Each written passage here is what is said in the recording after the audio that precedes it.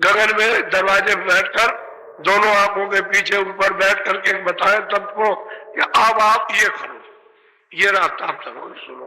दरवाजे में बैठो, मन को कहीं मत बताना, क्योंकि मन मेरा, तो मुझे याद करो, मुझे मन दे दिया, हर वक्त मुझको याद करो, तो मैं तुमको याद करने लगूं।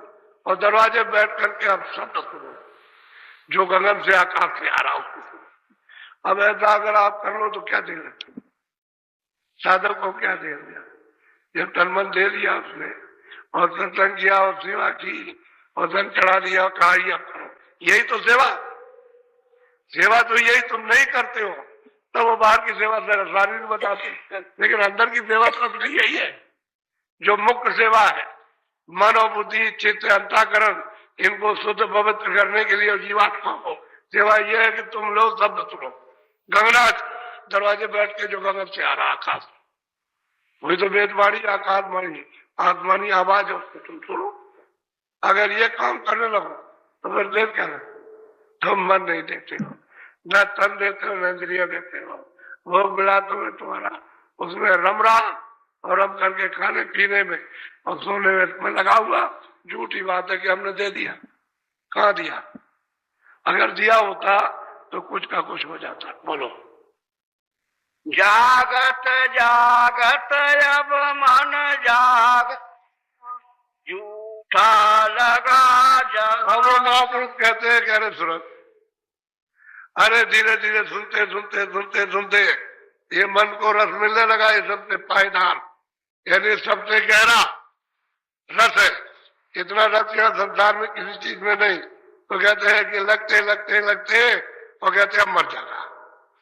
जब मन जागा, रस लेने लगा दरवाजे पे बैठ करके, तो कहते हैं सब सुनना झूठा, फिर भाग दौड़ बंद कर दे, फिर नहीं जाए, फिर कहेगा बैठो, वो कहे काम से उठा जाएगा, कहते हैं काम सब झूठा है, चलो हमको वो रख दो।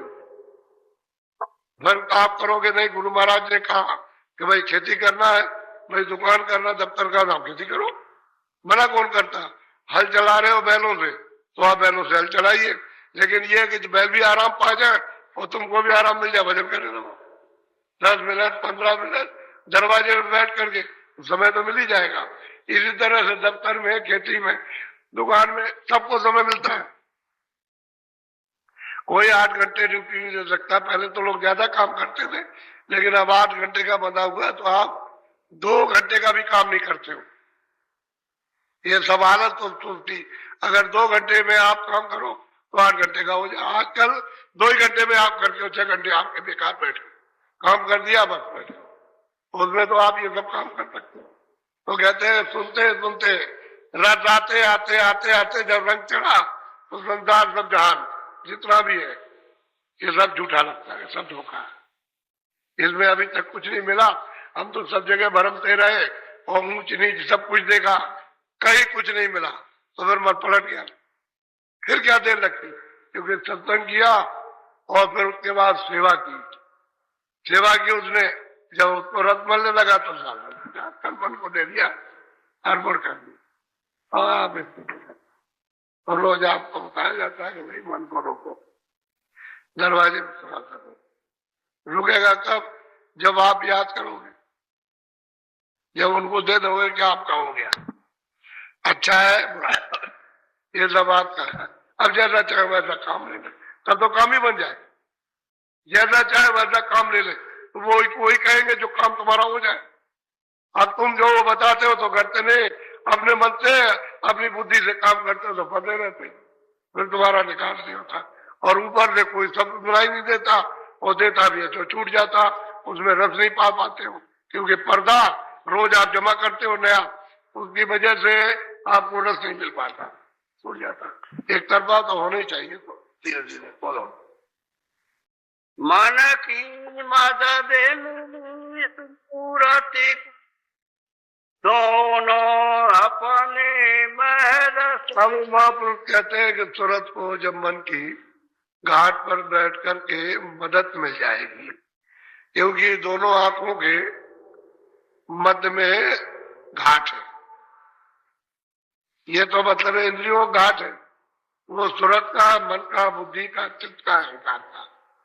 ये उनका घाट है। तो कहते हैं मन अगर वहां रुक गया तो सूरत को मन की मदद मिल जाएगी। जब मतलब चढ़ने लगेंगे तो दोनों अपने महल समान, दोनों अपने अपने अपने स्थान पर अपने अपने देश में दोनों पहुंच जाएंगे। ये जहां से आया वहां पहुंच जाएगा और सूरत आगे चली जाएगी, वो अपने देश में जाएगी। जहां से सूरत आएगी वो वहां जाएगी। तो ये सब अपने अपने देश की बात है।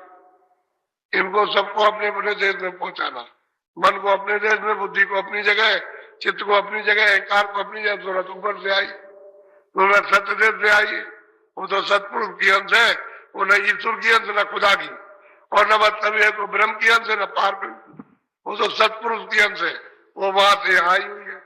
तो कहते हैं वो अपने देश में चली जाएगी, अपने मकाम में रहेगी। ये जहां से आए वहां झंझट झगड़ा सब खत्म हो जाएगा, आना जाना सब।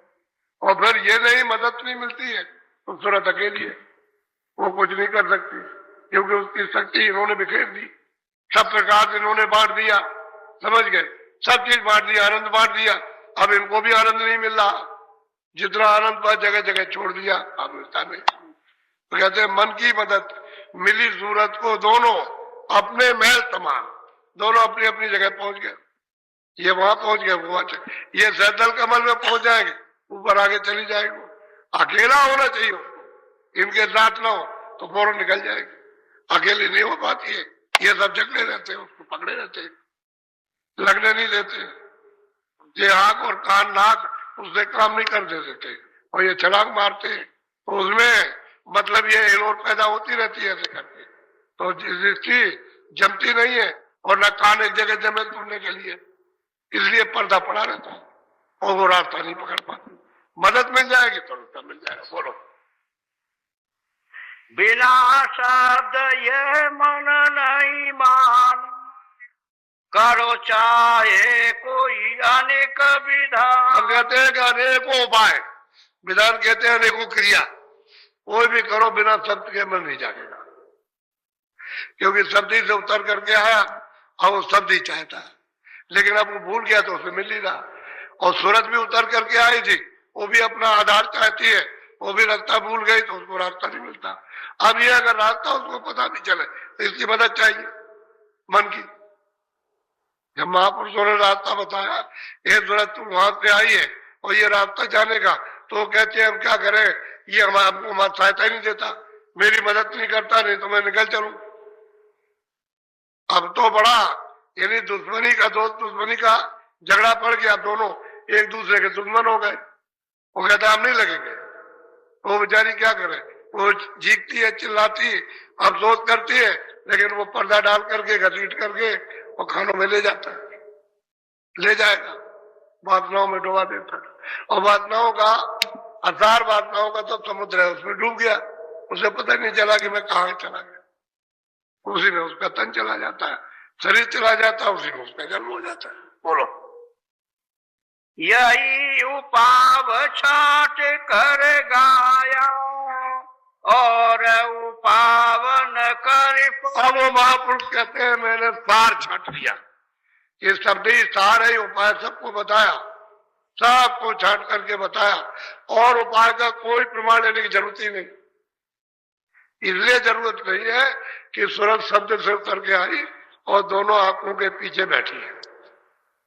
अब इस पर इतना ही है कि शब्द तो सामने है, वो तो यहाँ इस तरह से झनकार दे रहा, लटका हुआ तो आवाज आ रही है, लेकिन बीच में पर्दा पड़ गया, इसकी वजह से उसकी आंख, उसके कान, उसकी नाक बंद हो गई, अब वो निराधार हो गई।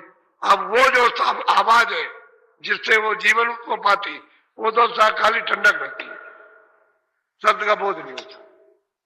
तो कहते हैं कि और प्रमाण की क्या जरूरत है, और दृष्टांत की क्या जरूरत, क्या जरूरत तो होती है। हमने छांट करके सोच करके हमने बताया कि इसी से आए उसी से चले जाओगे, तो कोई शब्द की तो कोई जानता नहीं उनको कि भाई कोई बताएगा, तो जो बताते हैं वो बाहर बता देते हैं। तो कहते हैं तो हमने तब उपाय कर दिए, हमको तो कहीं भी नहीं मिला। वो कहते हैं असली उपाय ये है शब्द का, कहते हैं नाम की कमाई कर, शब्द की कमाई कर। क्या तुम जगत में आए हो जिन मिली न पूंजी शब्द की? अगर तुम संसार में आए मन शरीर में तो नाम की पूंजी नहीं मिली तो तुम्हारा जीवन बेकार हो गया, अकारत चला, किसी काम में नहीं लगा। बोलो।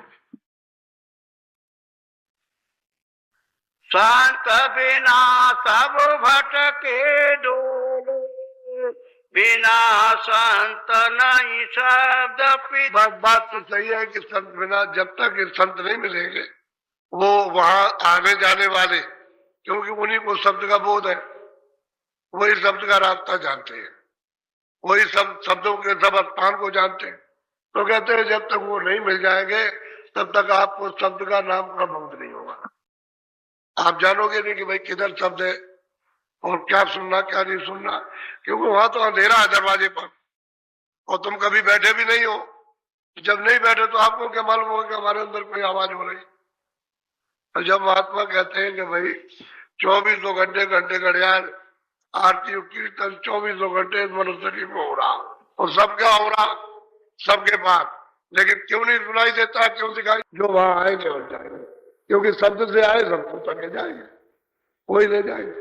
अब जो इधर से जाएगा उस तक जब पहुंच जाएगा तो भी संत हो गया, उधर से जाए वो तो संत है ही, लेकिन जब ले जाएंगे साधक को साधना कराकर नाम के साथ जोड़कर वो पहुंच जाएगा तो भी संत हो गया। पहले तो कुछ नहीं था, अब वो भी पहुंच गया, वो भी पूरा हो गया।